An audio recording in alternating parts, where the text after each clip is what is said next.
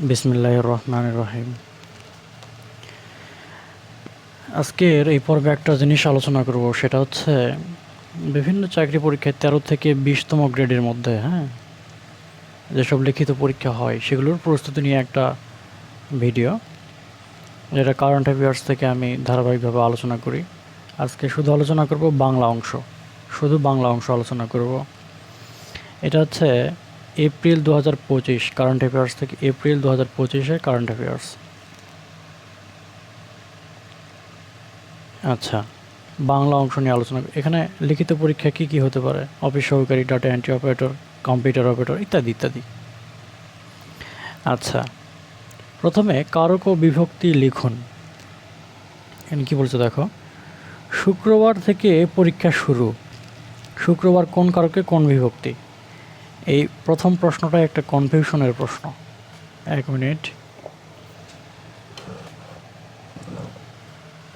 পেন্সিলটা কী করলাম। দেখো, এখানে প্রথম প্রশ্নটা হচ্ছে এইরকম যে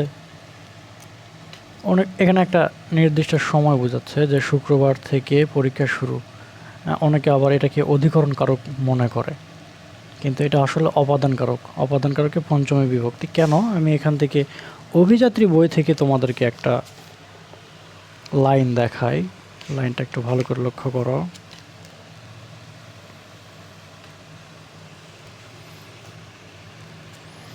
দেখো, সোমবার থেকে পরীক্ষা শুরু, সময় থেকে শুরু হয়েছে, একটা নির্দিষ্ট সময় থেকে শুরু হয়েছে, তাই সোমবার হচ্ছে অপাদান কারক।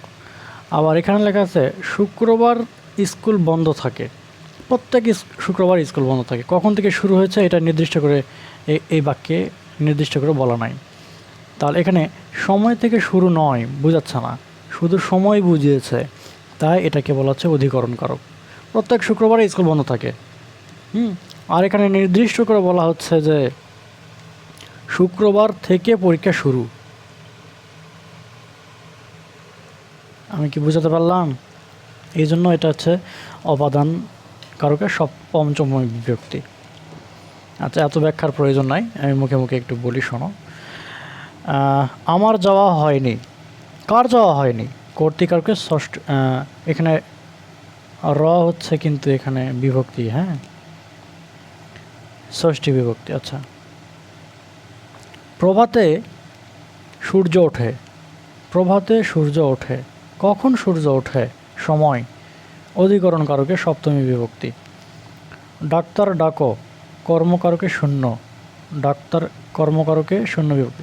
এই পরীক্ষা, এসব সাধারণত পরীক্ষাতে অনেকবার আসে, এই জন্য এগুলো নিয়ে একটা গুরুত্বপূর্ণ প্রশ্নগুলো দিয়েছে এখানে আর কি। সকলকে মরতে হবে। কাকে মরতে হবে? কাদেরকে মরতে হবে? সকলকে। এতে কর্ম বোঝাচ্ছে। কর্মকারকে দ্বিতীয় বিভক্তি। কে রে, দ্বিতীয় বিভক্তি। আচ্ছা, এরপরে এখানে দেখো, এক কথায় প্রকাশ করুন। 60 বছরের জন্য যে অনুষ্ঠান তাকে বলা হয় হীরক জয়ন্তী। 60 বছরের অনুষ্ঠান। আচ্ছা, সকলের জন্য প্রযোজ্য। সর্বজনীন, সার্বজনীন না, সর্বজনীন। সকলের জন্য প্রযোজ্য, সর্বজনীন। যা বারবার দুলছে, দোদল্যমান। যে মেঘে প্রচুর বৃষ্টিপাত হয়, সংবর্ত। যার উপস্থিত বুদ্ধি আছে, প্রত্যুৎপন্নমতি। আবার সন্ধি বিচ্ছেদের ক্ষেত্রে নবান্ন, নবযোগ অন্য, স্বাধীন। সযোগ অধীন, সদুপায়, সৎ যোগ উপায়। প্রত্যাশা, প্রতিযোগ আশা। তন্নি, তনুযোগ দীর্ঘই। উদ্যোগ, উদ্যোগ যোগ, উদ্যোগ।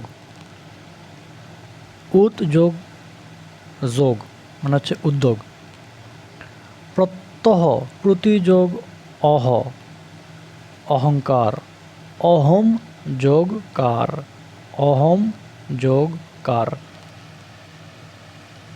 এরপরে বিপরীতার্থক শব্দ। বিপরীত শব্দ কি বলছে? সংশয় প্রত্যয়, ক্ষয় বৃদ্ধি। শূন্য পূর্ণ, আয় ব্যয়, অগ্রজ অনুজ, আশু বিলম্ব, অবনত উন্নত, বিনীত উদ্ধত, সন্ধি বিগ্রহ বা বিবাদ, স্নিগ্ধ রুক্ষ, স্নিগ্ধ রুক্ষ,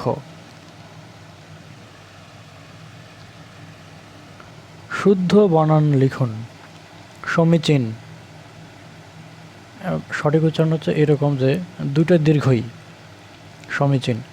ইতপূর্বে না হয় ইতিপূর্বে, এটা হচ্ছে সঠিক, ইতিপূর্বে। ঐক্যমত্ত নয় ঐক্যমত্ত, ঐক্য নয় ঐকমত্ত। অগ্রহায়ণ, এখানে দন্তন্য না হয় হচ্ছে মূর্ধন্য হবে, অগ্রহায়ণ। স্বায়ত্ত শাসন, এখানে দন্ত শয় ব হবে। হ্যাঁ, এগুলো একবার দেখে নিলে হয়। আচ্ছা, এরপরে আছে নিজের বাগধারাগুলোর সঠিক অর্থ লিখুন। অগত্যা মধুসূদন, অনন্যপায় হয়ে, আকাশ ধরা, বৃষ্টি বন্ধ হওয়া, কচুবনের কালাচাঁদ মানে অপদার্থ, রাবণের চিতা, চির অশান্তি। নাম্বার 7, উপসর্গকে ইংরেজি ব্যাকরণে কি বলে? খাঁটি বাংলায় উপসর্গ কত প্রকার? উপসর্গকে ইংরেজি ব্যাকরণে প্রিফিক্স বলা হয়। সাফিক্স প্রিফিক্স আছে, সাধারণত পরে বসে। প্রিফিক্স মানে পূর্বে বসে, সরি। এরপর হচ্ছে খাঁটি বাংলা উপসর্গ হচ্ছে 21টি। এই হচ্ছে আজকের বাংলা অংশ। ইংরেজির অংশ নিয়ে একটা নতুন ভিডিও তৈরি করব। আজকে এই পর্যন্তই। ধন্যবাদ সবাইকে।